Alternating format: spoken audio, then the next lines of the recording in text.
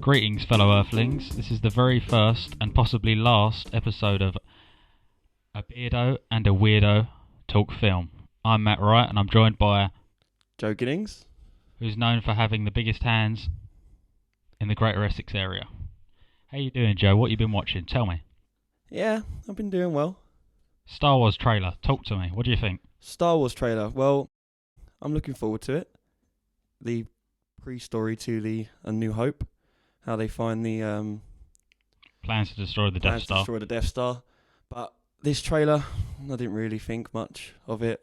I felt it was a bit pointless, really.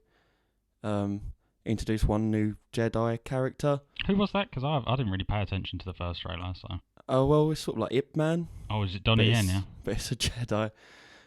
He had a stick and not a lightsaber. Yeah, but then he said something about the Force, so you knew he was a Jedi. Other than that, Darth Vader reveal, but they've already said that he was going to be in the film, and everyone already knows what he looks like from behind.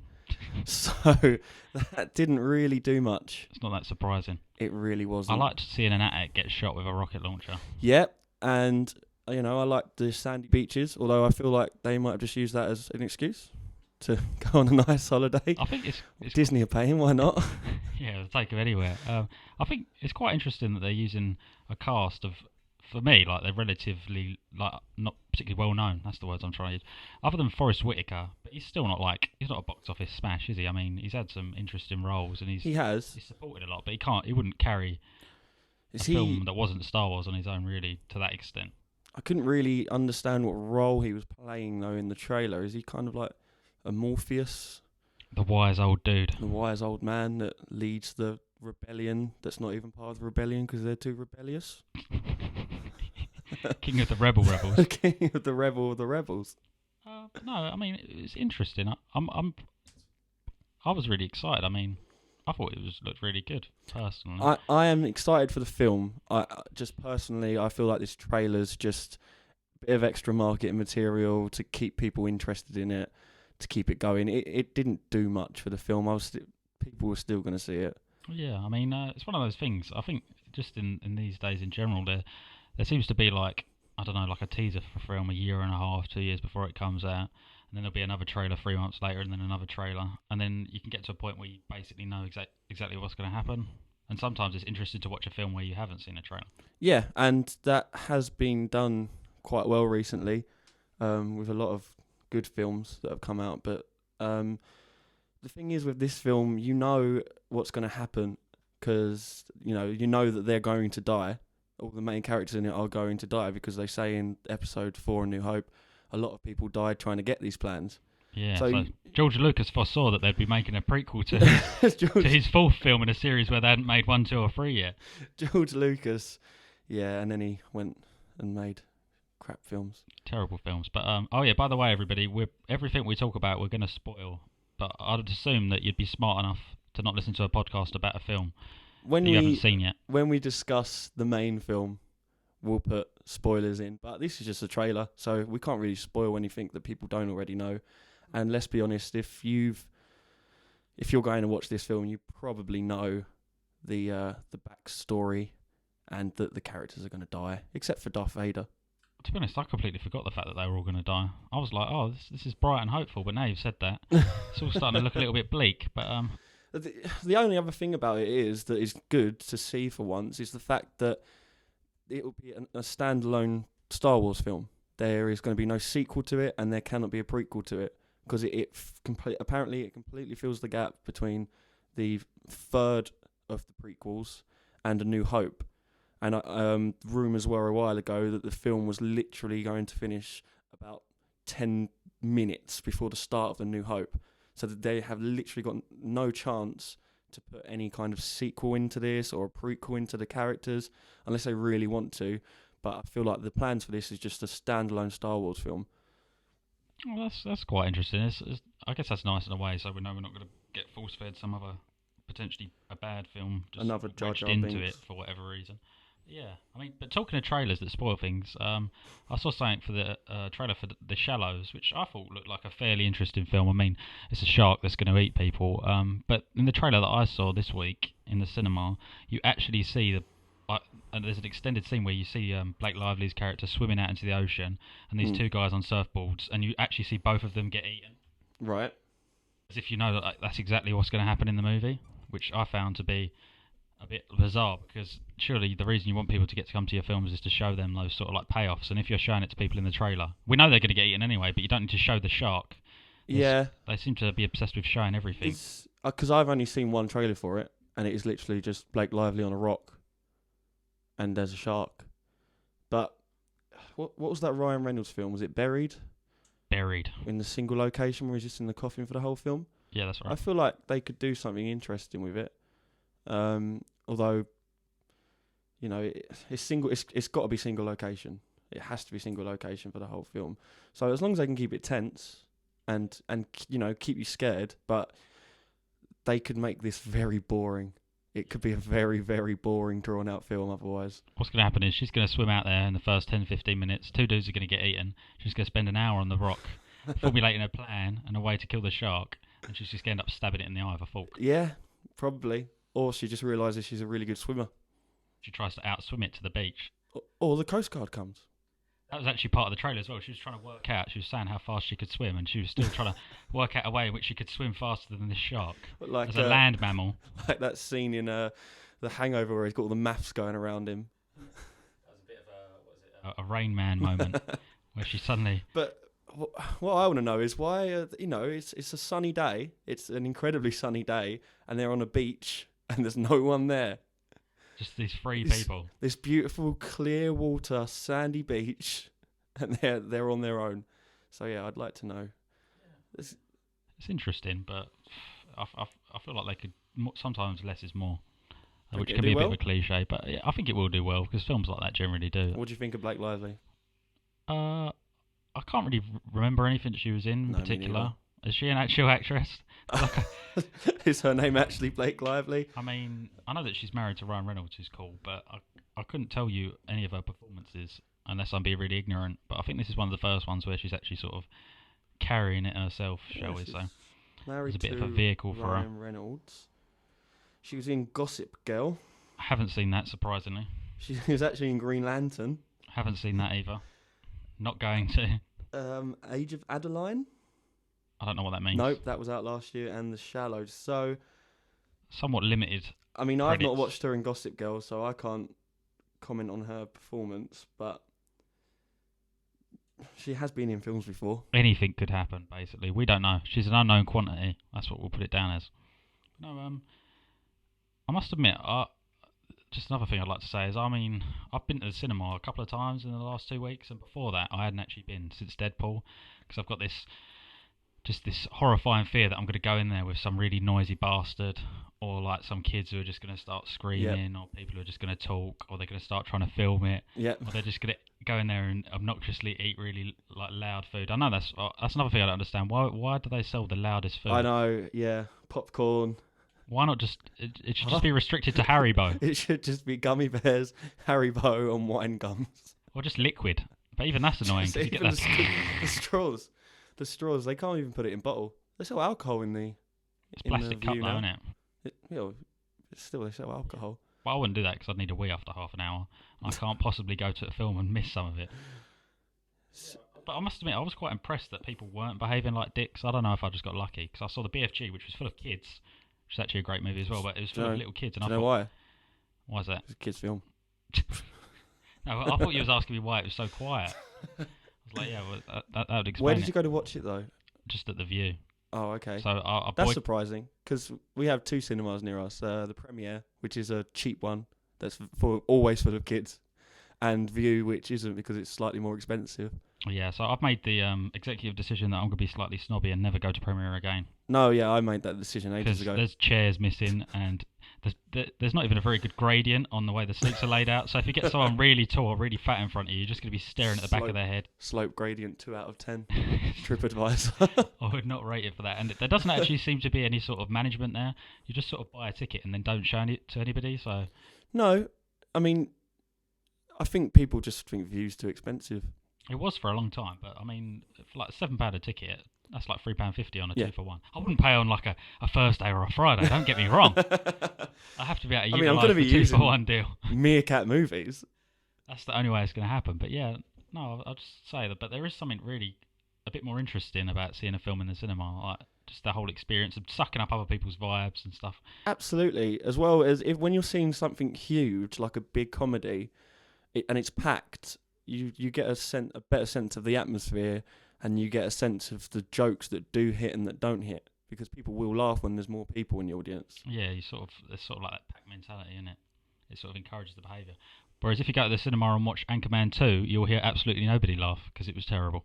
Just have a little punch at them. But other than that, you watched anything interesting? TV, movies? Yeah, I have just finished watching Stranger Things on Netflix, and it is amazing. I've heard a lot of good things about it. Isn't it sort of like a E.T. type Super 8 alien superpower thriller? It reminded me of E.T. Not in the fact of the storyline or anything like that, just the setting. You could have used the sets to film E.T. because it was just the 80s. Quite rural, like backwards. It was like rural America in the 80s. You know, they didn't have much tech, but they had some basic stuff, and the kids play like Dungeons and Dragons, and the best technology they have is a camera. Yeah. But yeah, amazing. The story there's 8 episodes of it, and about an hour each, and I really was just gripped at the end of every episode. Just how long did it take you to watch it? I watched it over the space of about 2 weeks with my girlfriend. Because Jess, my girlfriend, watched it in a day. Yeah, I was going to say, slammed it in a day. If I was watching it on my own, I would not be able to resist to watch it all within a day. I'll definitely have to check it out. I must admit, like Netflix and Amazon Prime they're really like up in their game. Like there seems to be like almost more of their own stuff than there is anything else. It's getting crazy now. And it's good stuff, and it's really taken the TV companies by surprise. I think Stranger Things got turned down by quite a few TV shows before Netflix picked it up, and now Netflix has picked it up. They've already confirmed they're going to make a second season of it. At the end, there's it's not. I thought they were going to completely cut the story off, tie all the loose ends, but there's a couple of loose ends at the end, and I'm interested to see what they'll do with it. Well, I mean, that's the thing. In this day and age, obviously, no, that's fine. Up until like Netflix and that came along, you sort of had to obviously had like the weekly episodes of a program, and that's got a certain quality to it. Because I can't remember watching the last series of Breaking Bad, and there was something kind of enjoyable about the fact you couldn't just watch it all. You could watch the series up into it, but when it got to that last series, you actually had to wait like the week to see the next episode. Yeah. And it created that sort of tension and the anticipation. But other than like the massive programs like Game of Thrones, Walking Dead, where I think they can afford, like they do stagger it because they get even more. They guarantee the viewers because they're like pretty much the biggest programs in the world. They are just having to bulk release stuff because you're getting more views, I guess, in a shorter space of time, and more people can talk about it and what's happened. It's easy to forget when something's on TV as well. As much as there's stuff to record it with, I think people will either wait for a couple of episodes in, start watching it now, or with Game of Thrones, people will watch it religiously weekly. However, if it's just a TV show, like I think they have something on Channel 4 called Contagion yeah, that sounds about right. Yeah, and that was coming out weekly, and I was interested in that, and I forgot about it because it's just. That's another thing, though. It's just the sheer volume of content can somewhat be a bit. Pardon me, it can be a bit like overwhelming. So I went for a long period where I'd like browse Netflix for half an hour and then just end up watching nothing because there was too much. Yeah, too much that I wanted to watch. I just thought I'm never going to get through it. I find that as well. But yeah, Netflix have the Disney deal coming up soon, so they're going to get all the Marvel stuff on there in October, November. So I'm looking forward to that. Being able to watch God knows how much they paid. God knows how much they've got to paid. be one of the biggest companies in media now, aren't they? £7 a month, I think it is, and the content it delivers is amazing. I mean, that's what surprises me so much. I understand that people want like their movies on demand and their sport, but I feel like it's got to be dying out to some degree, isn't it? Especially now you can get stuff like Now TV, so you can get all the Sky movies for a tenner or £7, and you don't have to pay like about £90 for some all-in package. I know you get your internet and other stuff with it, but it still seems like the prices are so much more hefty, significant. Yeah, and I think especially as we go on, that will all start dying out. It's all going to be internet streaming now, monthly subscriptions rather than it's all going to be smart TV and stuff. You're not even going to need a box, are you? No. Anyway, what have you been watching then? What have I been watching? I watched the BFG the other day, as I mentioned earlier. I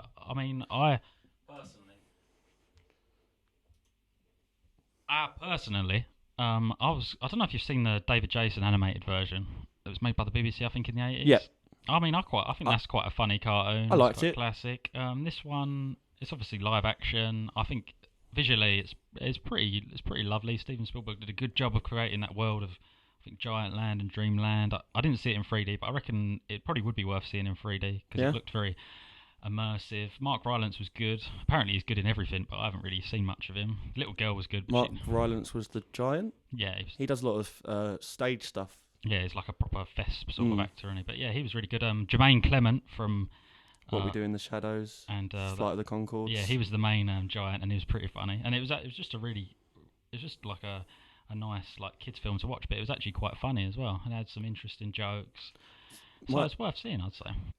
My problem is just everything's just live action now.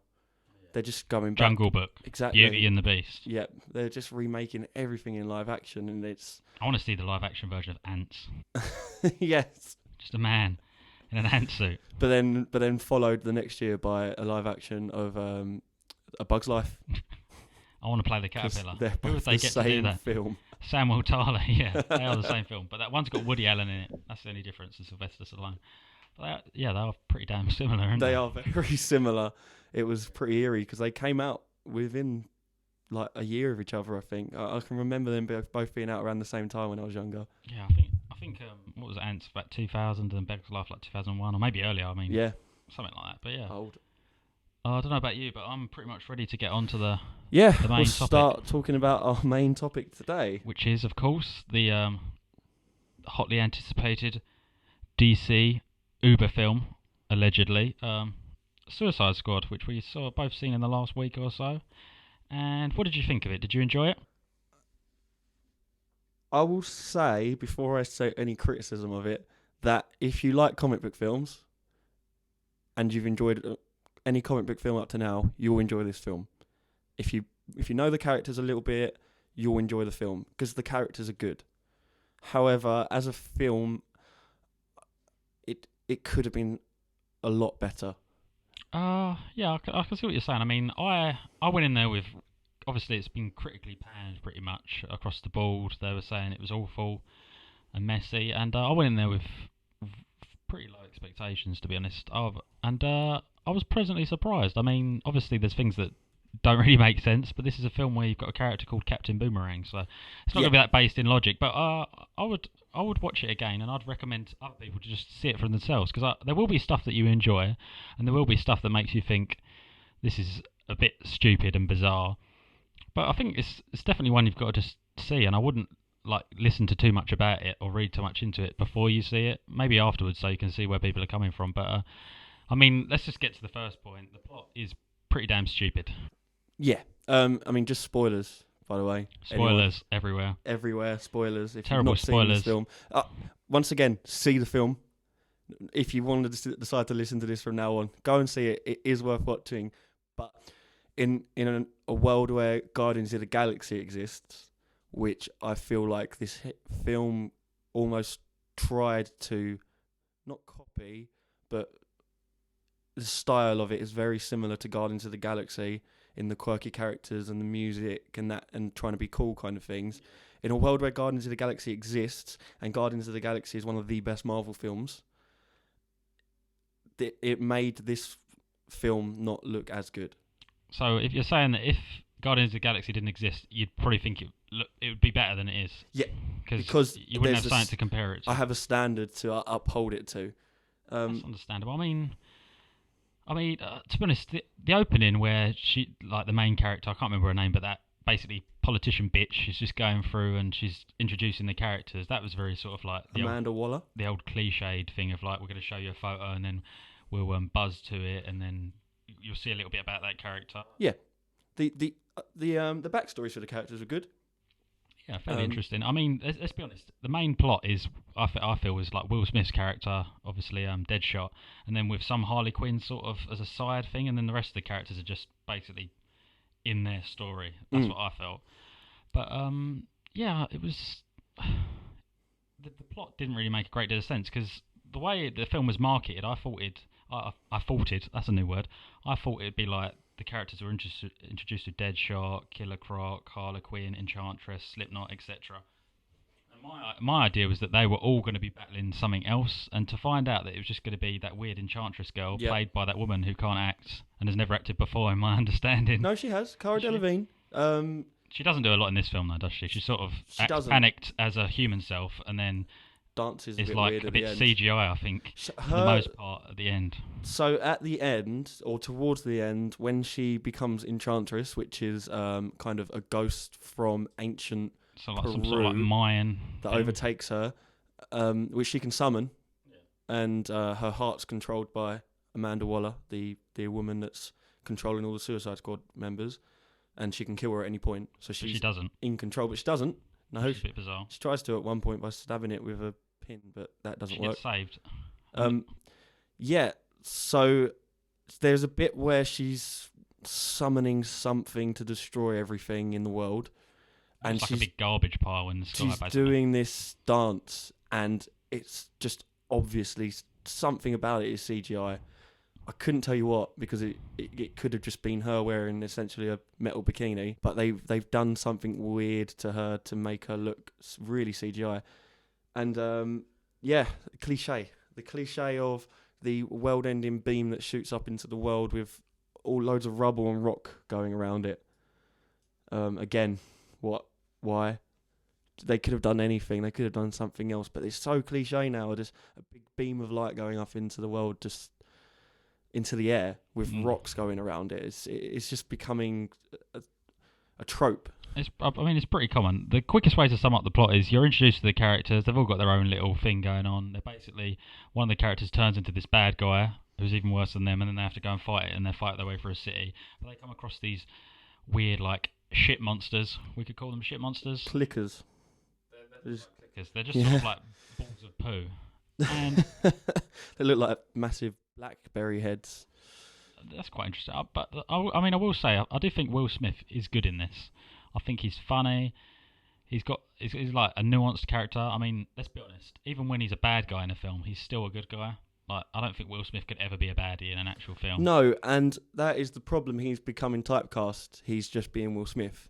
Yeah. That's some of the criticism. It's not Will Smith playing Deadshot. It's Will Smith being Will Smith. And some of the lines he comes out with stops a bit dead. Yeah, there was some that were terrible, but there was a few that made me laugh. But some of them seemed a bit forced, I thought. But I mean, I think he does a good job. But like you said, I don't know if he's Deadshot because I've never really read the comics or watched anything to do with that character too much. But I'm assuming that he probably isn't. No, and that's similar to Will Smith. That's the other thing. I've not really got into the source material for Suicide Squad, especially. But so straight away, you're in the prison. What did you think of that? That was interesting. The prison guards, the way they treated them. Yeah, I thought that led to a bit of hilarity. I mean, I don't know who that actor was. I recognise him from somewhere, but basically, Dick Prison Guard 1, who mistreats all the inmates, and will probably come to a sticky end at some point. That was pretty funny. Yeah, it went bad. I mean, I think Margot Robbie, she was pretty good in it. She did a convincing little Harley Quinn voice and danced around and had like craziness, the menace of it and the madness, which was pretty cool. Margot Robbie as Harley Quinn was amazing. She did the character very well. She got the craziness very well. Her hot pants were fantastic. Yep. And that, ladies and gentlemen, is the sound of my window wide open and the inconsiderate ice cream man who feels it's appropriate to play his freaking theme music, and he's going to stop outside my house as well. He's actually going to stop outside my house. All right. That was a nice little interlude. That was brilliant. Yeah, so Margot Robbie, brilliant, standout part of the film. Played the character really well. a few lines. You know that they did a lot of after editing in this reshoots. They did a lot I of think they cut the reshoots. shit out of it, didn't I they? think that some of the lines she said were put in afterwards. Some of the stuff she said is a bit just her being crazy for the point of being crazy. It doesn't land. It's sort of when Katana jumps on the plane and she's like saying whatever to her and she's just getting ignored or just getting blunt one-liners back, and then she turns around to Captain Boomerang or whatever and goes, I think she's nice, or I really like her, and it's like, but no, she's not. You've just got completely shut down. You're just trying to be quirky. She's just, I mean, I nearly forgot that Katana bird was actually in the film. I mean, she didn't. Should we talk about the do a characters? great lot. Should we talk? Should we break it down? Let's break it down. Let's break it down. Start off with whoever you want. So let's just go around the characters. So we've talked about Deadshot. I think he had some cool moments. That bit where he gets on the car and he's just shooting everybody, and all the soldiers look at him and then stop. That was pretty cool. Yeah, because they realise that he is actually that awesome. He's a brilliant marksman, and his scenes were pretty good. I mean, I do feel like the whole thing of him having a daughter and that is just such a Will Smith thing to put in the film, though, isn't it? Yes, It's got to be like sort of really a tragic villain hero where he's got a good side to him and he's got to show that he loves people. He can't just be a piece of shit because he's Will Smith. The scene where he bounces the bullet off that plate to assassinate that guy in the beginning of the film, when you're getting his backstory and he's remembering an assassination attempt he did on some sort of Japanese businessman. And then the buyer's like, he sets up this plate and goes on this roof really far away, and then he's just texting the buyer saying, I need $1 million in my account right now. And then he doubles it to 2 million because he doesn't pay him quick enough. And he's like, you've got 10 seconds left. And then you see him counting, and just last minute he bounces a bullet off this plate and hits this guy in the back of the head. And I thought it would have been more interesting just to see him like snipe him or something. It just seemed a bit too. But it showed his skill and his, character of just special skills and magic. his just skills of just not giving a crap. Yeah, but on the whole, I'd say he's obviously one of the better characters because he probably is the main character, isn't he? Yeah. And we've already covered Harley Quinn. She's cool. She does her bit. I think from Harley Quinn we should probably segue rather crab-like into the Joker, because their parts were linked, but the Joker doesn't actually ever really interact with anyone other than her, which is quite interesting. Yeah, the Joker is only interested in her. At the end of the film, and this bugged me, he just breaks into the prison and takes her out, which just begs the question, why didn't he just do that previously? Yeah. Because he literally just drives into the side of the prison and walks out with her.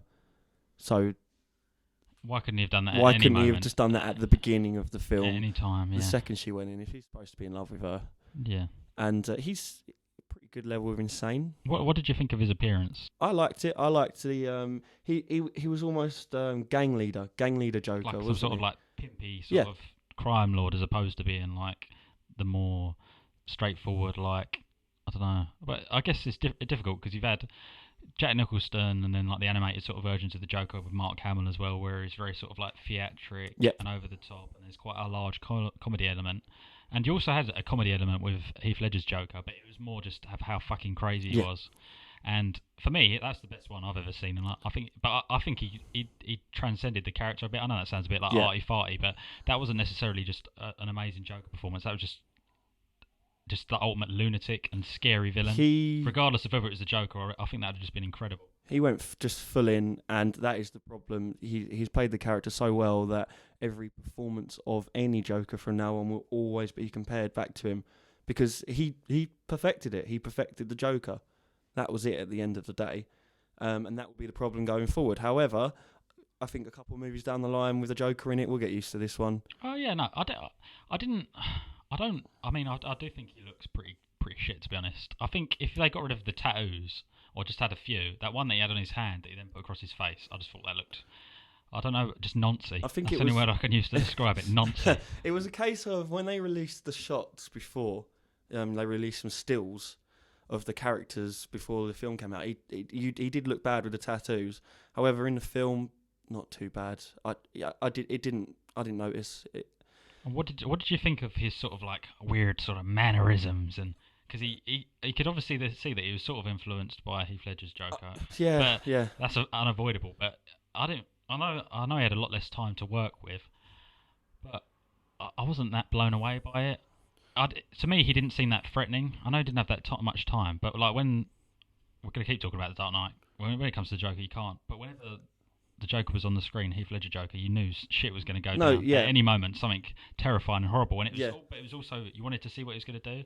Whereas with this Joker, I'm just a bit like, it could sort of be anybody. He seems a lot more calm in that people could just come up and talk to him. And when he's in that club and that guy just sits down and he's just like, we see him kill one guy. Yeah. But I was expecting something a bit more like. I mean, one thing I will say is I was quite surprised this film was a 15. Other than, did it have some swearing in it? The actual violence itself didn't contain anything I thought was any more like violent really than the Avengers. Yeah. There's nothing particularly gratuitous. No. And it was sort of like fantasy monsters anyway. So you they're won't see like a guy always, get his head it's always stomped fantasy monsters because you can shoot fantasy monsters in the head and it's fine. Not humans though. I think quickly before we move on to the other members of the Suicide Squad, I'd just like to mention the very notable and worthwhile appearance of Mr. Ben Affleck in about 30 seconds of film, where he captures two characters and sort of doesn't do much. Do you think if Ben Affleck is on a contract for like 8 Batman films that this counts as one? I think that's what he was trying. I think this counts as 2 because he was in it twice on separate occasions. So it's like, God, get me out of it. Just a quick point, we will be reviewing or talking about Batman vs Superman pretty soon, but I actually haven't seen it yet. Have you not? And we're going to go through it. Yeah, I've got it downstairs. I'm going to watch it tomorrow, put myself through that. I won't be watching the 3-hour version. Surprise, surprise. But you have to. I've heard that the 2.5 hours is pretty terrible. No, but the thing is, you have to go out and buy the director's thing because it doesn't make sense otherwise. And someone else pointed out to me, because the Flash also appears for like 10 seconds when he's capturing Captain Boomerang, they say, well, instead of having like this squad of people you don't trust do stuff, why don't you like get Batman? I know this is probably what the Justice League's going to be, but why are they not trying to get Batman and the Flash to actually try and do good, because they know they want to do good? That's the other problem I have with this film, is the story is very there's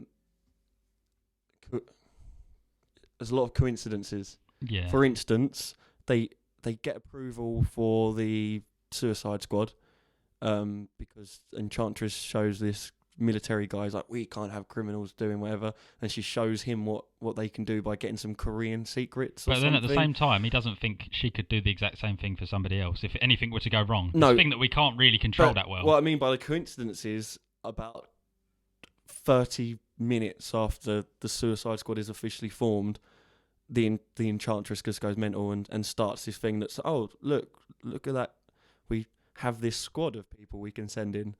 Almost a Suicide Squad. Yeah, but the thing is as well, Justice League hasn't been put together yet. Superman's dead. Yeah, I didn't know. Oh, well, I knew that, but I hadn't seen the film. But yeah, sorry, but he's dead. But he's not, because he's in another film. Superman in this universe is dead. Batman only cares about Gotham. He never goes outside of Gotham. So it is a possibility that there was no one else to do it.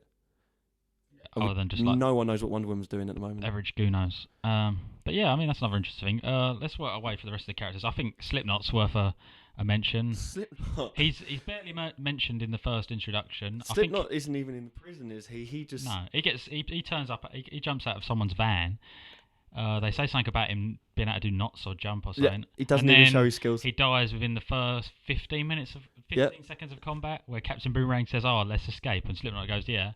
And then they go to escape, but they've got these chips in their necks that they control and can blow up. He starts rappelling up this building, and then Rick Flag just blows his head off. Yep, and that's the other thing as well, is he did it because he didn't believe that it would actually blow up, and it did.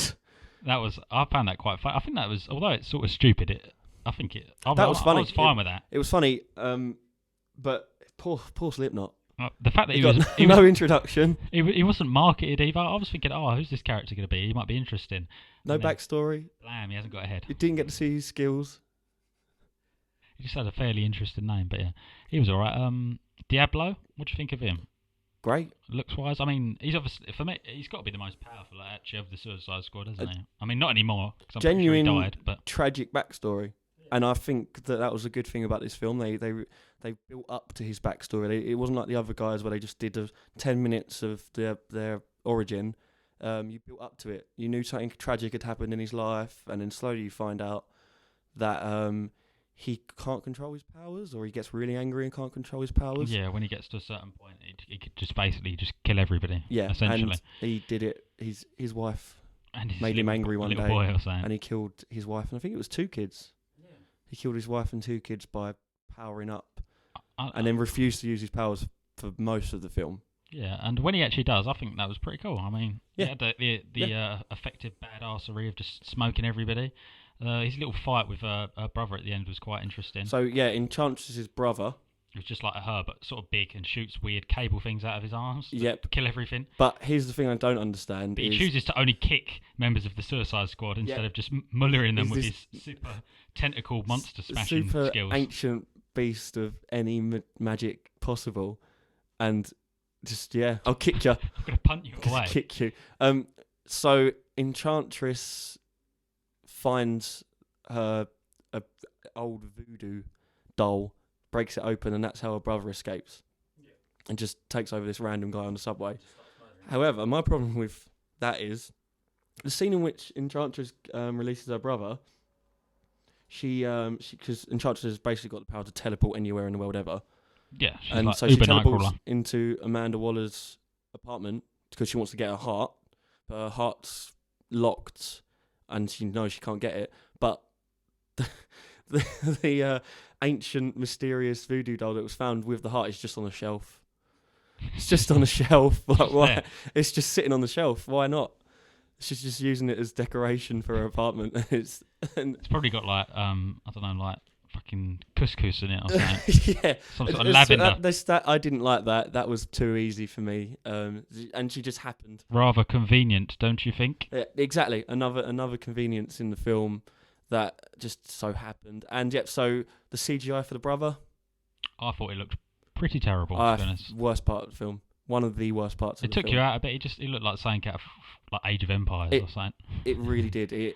It's annoying. The character design wasn't great either. I don't think. It's annoying because of the rest of the CGI in the film is really good. Yeah. Like, fair enough, I was having a go at the beam in the sky earlier, but when it is floating around, it does look very, very good. But then you look at him and you're like, why didn't you just spend an extra bit of money just making him look better? Yeah, I mean, it's not like they had a low budget, was it? But yeah, I mean, he did look pretty shit. So yeah, his role is essentially, while Enchantress is summoning this world-destroying beam, he just kind of runs defense.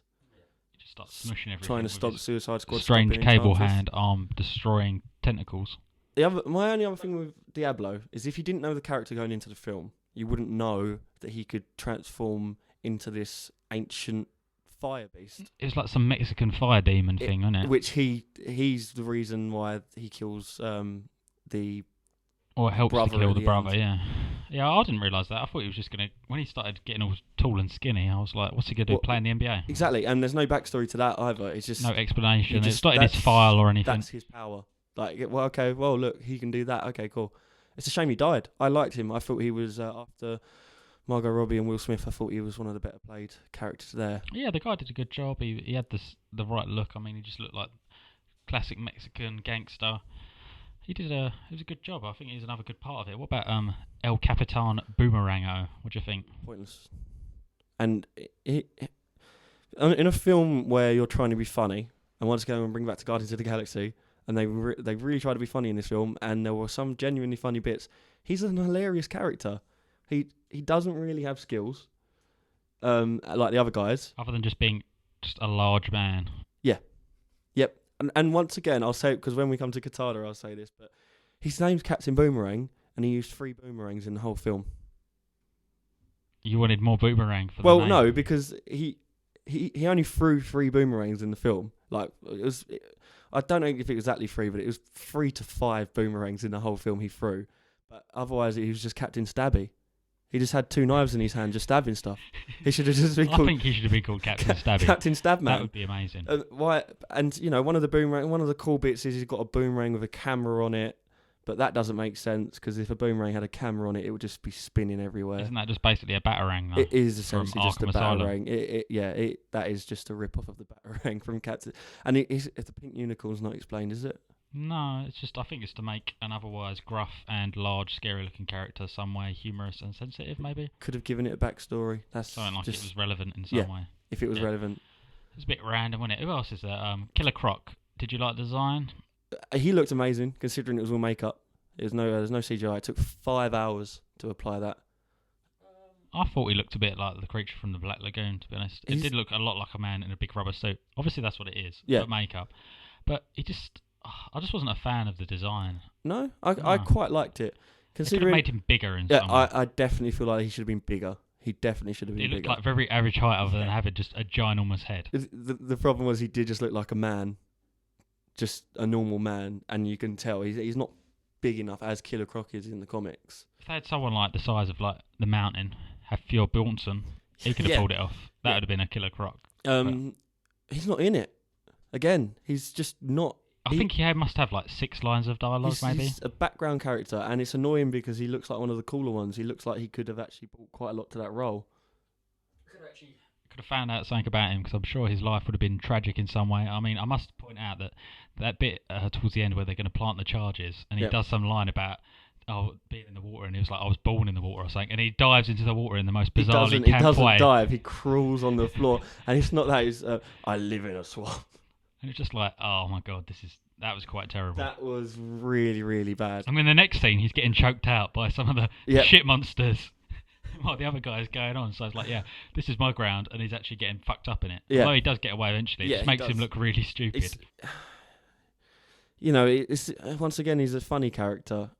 He could have been used a lot better. I genuinely feel like it's Suicide Squad, but it isn't. It's Harley Quinn and Deadshot featuring the Suicide Squad. Featuring the missold Joker. See, back to the Joker. Jared Leto's a dick. Why is that? Why would you say that? Well, number one, because I don't know how to pronounce his last name. Is it Leto or Leto? Lito. Leto. Okay, well, Jared Leto is a dick. We were hearing loads of stories about how he's this method actor that couldn't come out of character all the time behind the scenes, but in some of the cast interviews, it just really sounded like some of the people there were pissed off with him. They just didn't seem to have... Like, imagine if you were the guy playing Killer Croc and you spent all day putting makeup on, 5 hours of makeup. You've gone and just stood around the back because your character's not got any lines. Then you've gone back to your caravan and Jared Leto thinks it's funny to send you some used condoms because he's a method actor. Well, they actually used condoms. He sent used condoms, dead rats, just mental stuff. He just sending it because he all to stay in character. I think Joker. he was trying to It's fine, be a method actor, but once the shooting ends, then go and be a method actor in your caravan and let everyone else rest. Especially when, from what I understand, he's saying that a lot of what he did got cut out. Like, they filmed lots of scenes that just didn't make it. But he could have not been in this film. Yeah, that's what I was saying. I mean, that's part of the reason why I think so many people hate it is because they were expecting like this crazy, big like Jokerific, like he's going to be a big part of it, and that's going to be what makes the film good. And you could pretty much take him out of it near enough, make the film 20 minutes shorter, and it wouldn't affect it in a negative way. No, you could take all of his scenes out, and it wouldn't affect the film at all. Especially as he's just sort of a side part. He's just sort of. He doesn't actually have anything to do with what's going on other than just trying to get Harley Quinn back, essentially. Yeah. But yeah, Jared Leto is a dick. I actually think it's Leto. I just was telling you that because I thought it would be funny to hear you say it. I know. But I'm just going to call him Jared Leto from now on. I think it's a better name than he's got anyways. Who else was there? Katana. So many characters. She turns up halfway through. Yep. Gets a weird introduction about her having her husband's Great dead soul in her soul. Amazing backstory. Yeah. She's got a sword that can trap souls. And she killed a mob boss that killed her husband. And just ever since then, she's just been on the good guy's side. She's got this badass, like sort of Japanese crime vibe thing. And a mask. Interesting name, a mask. She's quite attractive. Doesn't talk. But she just doesn't really do anything. She doesn't. And it's annoying because she kind of jumps on the plane and everyone goes, who is she? Why is she here? Oh, Rick Flag goes, oh, she's here to protect me, which is what's the point? You've got bombs around everyone's necks. You don't need her to protect you, number one. She didn't need to be in this film. But the most annoying thing for me with that character was she jumped on the plane and went, I've got this sword that can trap souls, and then just didn't use it. You didn't see her trap any souls at all. Was that something throughout the whole film? I thought just by stabbing people she was trapping their souls. But then I thought it was going to be that was going to be used in an interesting way. Be some sort of soul sucking going on. Realistically, there's only 2 characters that could have ended Enchantress. And one of them was Diablo, and that was because he had some mystic ancient power inside of him. And the other one was probably Katana, because she's got, again, like a demonic sword. Denomic, I believe. Denomic is the word. A demonic sword that can trap souls. And no one else. Deadshot's just got bullets. He can't kill Enchantress. Harley Quinn has got a baseball bat and hot pants. Yeah, super effective. Yep. Killer Croc's just a massive crocodile. Captain Boomerang's got Captain Stabby. Just stab stuff. And realistically, there are only 2 characters in this that could end the Enchantress.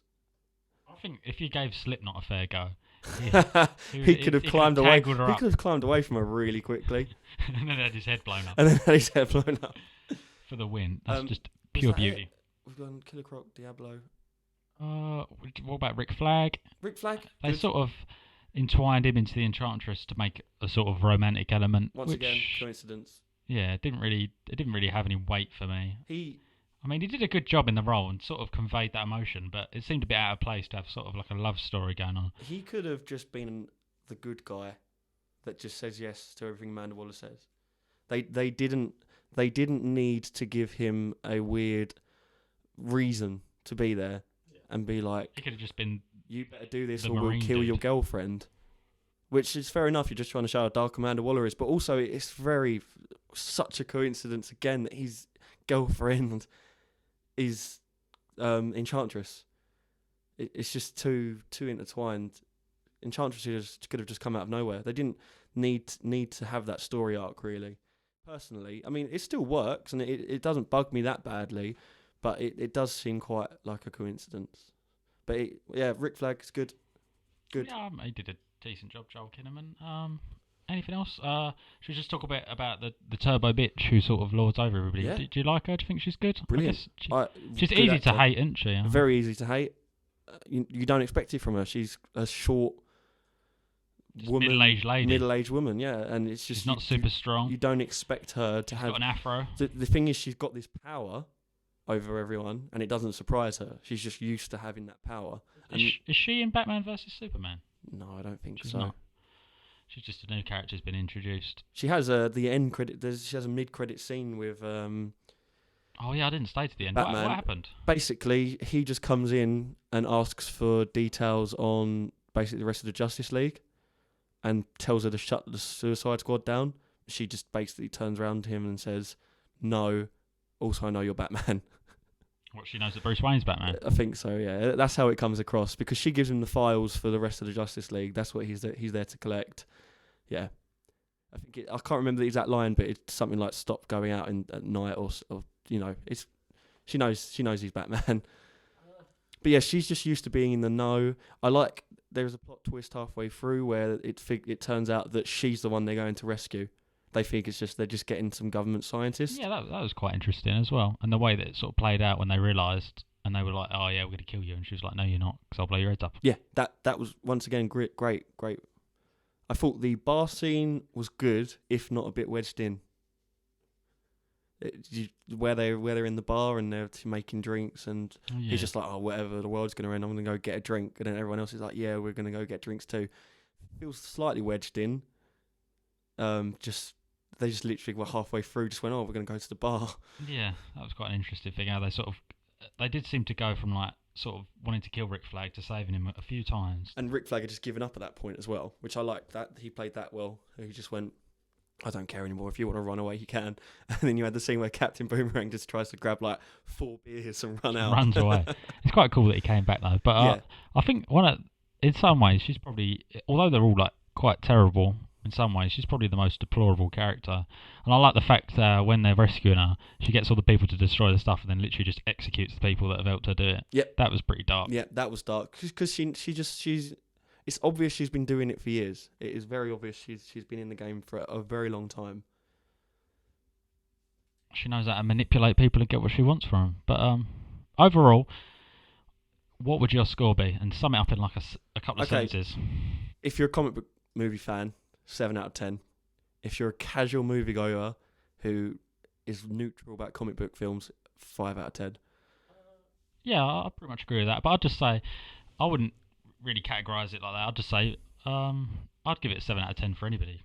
But I think you're going to enjoy it. I mean, I know a bit about the characters, but I don't know a massive amount. I didn't find it that offensive. It was just fun, really. It was enjoyable. It was fun, and that was the point. By the end of the film, I got to the point where I would just wanted to watch the characters do stuff. The story meant nothing to me by the end of the film. I just wanted to watch all these characters have this good, because they had like a decent amount of banter between them and interaction. And all I wanted to do was watch the characters just go and do another mission. That's all I wanted to do at the end of the film. That's pretty much it. But I guess that's going to set us up potentially for another one. And I think they're talking about a Harlequin spin-off as well. Yep, the Harley Quinn solo film, I believe, is in the works. And a Joker film, probably. I'm pretty happy with that. You happy with that? Yep. Just want to say thanks to everybody who's listened. If you've got this far, if you haven't, then fuck you, because you won't hear this. But if you want to like us and subscribe to us, please do. We'll have all our pages set up by this point. And if you want to follow me on Twitter, I am at CaptainBeard93. And I am at Joe Gids. How's that spelled? 'Cause that's a bit of a weird name. Joe, Joe, Gidds.